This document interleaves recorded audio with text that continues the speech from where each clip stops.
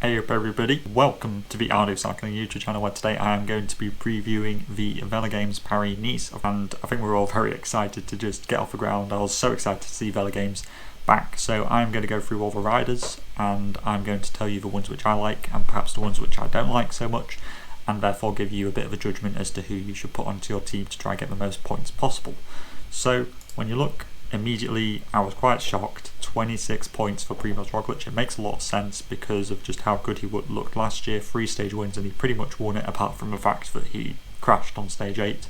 So very understandably Primoz Roglic is the favourite, especially with the TT in the middle of there as well. He is without a doubt one of the big favourites to win this race, but I can't help but feel that 26 points is quite a lot for him, and I do feel that there are better value riders who are cheaper than him and will give you more credits to spend on your team in other places, especially since the lower down you go there seems to be fewer and fewer options. In fact, I don't have too many 6-pointers or 4-pointers to give you this time, so it might be more of an idea to save at the top and try and go for some more riders who are in the middle. So Primoz Roglic at the top, João Almeida in second place. João is a great shout as well because of how good he is at a TT, but again, he didn't look brilliant at the UAE Tour. You could say that's because he was helping Pogačar. Yes, that is very true. But you also have to remember that they also have McNulty here, and also will they have some kind of co-leadership? Will João work for McNulty? Will McNulty work for João? How's it going to work out? But either way, they're both really good picks. It's just that for me, they're quite expensive. I think that Adam Yates in third, like the third most expensive at 20, is quite reasonable because of how good he looked at UAE Tour. Yes, he was only beaten by Pogačar, which is really good, and also his TT looked pretty nice as well.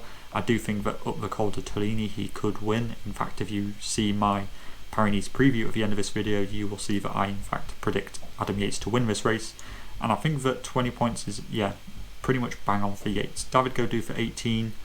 I'd expect him probably, I'd be considering Gaudu if he was like 16, but Gaudu at 18, all we've seen of him was the Volta Algarve.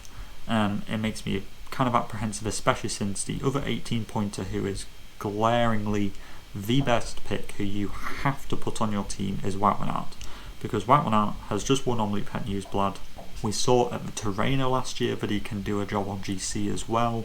You know, Wout van Aert could arguably finish in the top 10 in GC in this race with multiple stages. He can win the TT. You know, he's literally just competitive in every stage except for one which goes up the Col de Tolini, so you have to put Wout van Aert on your team. Vlasov for 18, again, kind of similar to Gaudu, very good, will finish inside the top 10, but are the better options.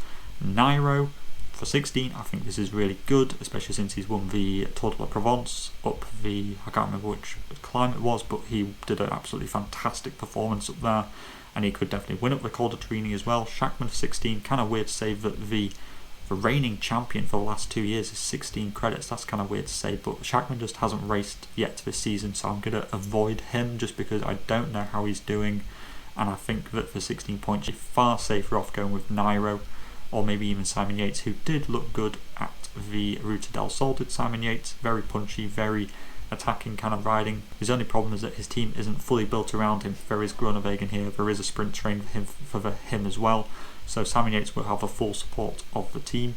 14 pointers, and for me, in fact I was having a conversation with somebody on Twitter about this, it's kind of like basically the best ones I think are Ethan Hayter, Dani Martinez or Brandon McNulty in my eyes. I know that I see a lot of people saying put Jakobsen on, but realistically when you look at the profiles, Jakobsen's only going to survive one stage, and yes, he might win it, but that's only going to get you 150 points or so. I don't see him winning stage 1, I don't see him winning stage 3, so therefore I'm going to say don't put Jakobsen on. Sounds really weird to say. I think you're better off going with Hayter, who's got that TT ability, the ability to get over the climbs, might get some GC points as well. Hayter's a far better all-rounded pick compared to Jakobsen. Jonas Zagir hasn't shown enough for me, neither has Guillaume Martin. Jack Haig, I don't think Jack Haig either is that great. He's just, there are better options. Martinez is a better option than Haig because he seems to be better at climbing, that we saw with Volta Algarve, and he's got a better TT as well. Just makes sense. McNulty again is on fire, so therefore the best 14 pointers are Hayter, Martinez, McNulty. So the 12 pointers, for me, very similar to Jakobsen. I wouldn't be recommending Bennett just because he won't get over a lot of the climbs like Jakobsen will. Sonny Colbrelli is arguably one of the best 12 pointers in this race. We saw at the Tour how well he could climb. and he looked good at Omloop as well, which means that he's going to be competing in those reduced bunch sprints, which I think there could be multiple ones of. And also, he's good in any crosswinds, and because of how good he is at climbing, he could even finish inside the top 20 on GC and get you a few extra little GC points at the end there as well. Dylan Groenewegen is the same as Bennett. Stefan Kruijsweg, just don't ever pick Kruijsweg. Glow Sharkner, he's not really the ultimate GC guy for Bora, so why would you really pick him? Kwiatkowski, no. Pielator, again, decent option, probably finish inside the top 10, but I think he's perhaps a little bit overpriced. Lutsenko hasn't looked brilliant recently since he got rolled in a sprint by Wout Poels. Don't know what's going on there. Aurelian Paleopentra is overpriced at 12, I'd be avoiding him. Mads Pedersen, again, could get over some of the climbs better than Jakobsen, say, and so could Jasper Philipsen, especially since Philipsen was so fast at the UAE Tour, and also Wout Poels is a great 12-pointer as well. So the best 12-pointers are Wout, Philipsen, and also Colbrelli. In my eyes, 10-pointers, if you wanted to try to lock out a TT win, go with Bissiger, but he'll only be competing in that one stage, so I'm not highly recommending that. But if you just wanted, to try and win every single stage, probably go with Bissiger. Other 10-pointers, Matteo Jorgensen, we saw how good he was climbing at the Tour de la Provence. For me, he's, I'm certainly considering putting him in my team. And then who else we got? Stefan Kung, again, another TT rider, but how much is he going to be doing? He has been climbing very well, even at Volta Algarve. Bauke Mollema hasn't looked too great, but has looked okay at the Tour de Alps Maritime Duval. Ben O'Connor, Stuyven, Turns, Trentin, of course won Les Samin, so you got some good 10-pointers, but I just don't think any of them are better than Matteo Jorgensen would probably be the best one in my eyes. 8-pointers, you got a lot of variation here. So you got sprinters who can climb, so you've got Biniam Girmay, you've got Brian Cockart, you've got GC guys like Mario Van Zevenant, Jay Vine, Valentin Madouar, David de la Cruz, Clément Champoussin. So you've got a real, and Gino Maida, and Nielsen Paulus. So you've got a real mix between sprinters versus GC guys. For me, I think that it's difficult to call either way how it's going to go. If a sprinter can climb, they could compete in 3 stages. If it's a GC guy, they're going to compete in roughly the same number of stages, but they'll also get the GC points as well. But the GC riders are so competitive, how will they actually go in terms of GC points? I'm not too sure. But the ones who I just mentioned, those sprinters and climbers, you could really go with any of them. For me, my big favourite ones are Cockart, just because of how well he is sprinting. Biniam Girmay is another good one. And in terms of the GC guys, I'd probably say Van Zevenant and Jay Vine. Jay Vine actually looks pretty good in terms of a TT at the moment as well, so that's why I'm going to be recommending him.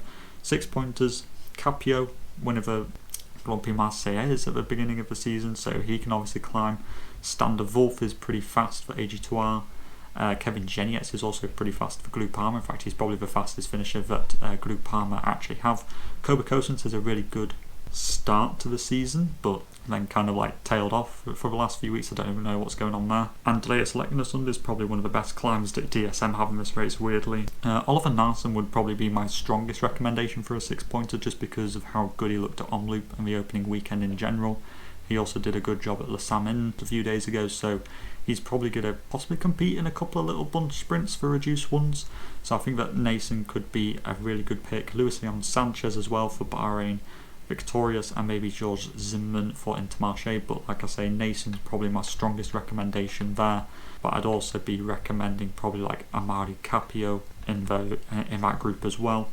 And then in terms of 4-pointers, you don't have too many. You got Rudy Barbier for that one sprint, but Barbier is going to get dropped on every single other climb. He will not make it onto stage 1, he will not make it onto stage 3, he will only compete in stage 2. Tobias Bayer I would recommend if he was on the Vuelta Burgos form that he had last year, but he isn't. Steph Kras did well on that kind of cobbled climb that Alessandro Covi won, so whether he can refine some of that form as well. Then you've got Ria Brashenko, who's a good puncher for Astana, but will he just be working for the GC riders of Lutsenko and De La Cruz? That's very possible. Other than that, you've got Kevin Vermaak for DSM. He's probably the strongest climber that they have on their team, which makes him very dangerous considering that he'll be allowed freedom inside all of the climbing stages. And then you also got Loic Vliegen, who has done really well, top 10 the Les Samin, I think, and then he just looked really good over the opening weekend as well, which means that I think that Loic Vliegen is the best 4-pointer out there in my eyes. and including, you know, Barbier for that one sprint, and also maybe like Kevin Vermaak is probably over my favourite one. So this is currently the team that I have. Wout van Aert, Yates, Quintana, Colbrelli, Jorgensen, Van Zevenant, Kobe Kosens, Oliver Nassen and Loic Vliegen. You could swap this around a little bit, maybe if you wanted, you know, if you want to go Du or Vlasov, if you wanted to go kind of a bit more GC intensive over Wout, for example. You'll see that I'm quite light on the sprinters. In fact, my only sprinters are really, you know, Wout and Sonny. But this is my current team at the moment. It is, of course, due to change, but, you know, feel free to take some inspiration from this. And that is all that I have to say about this Paris-Nice preview. So thank you very much for watching. Put down anything that you want to say in the comments down below, who you're picking onto your teams, anybody who I missed. If you agree, disagree, whatever, put it in the comments down below. And all that's left to say is to keep safe out there, and I will speak to you in the next video. Salut!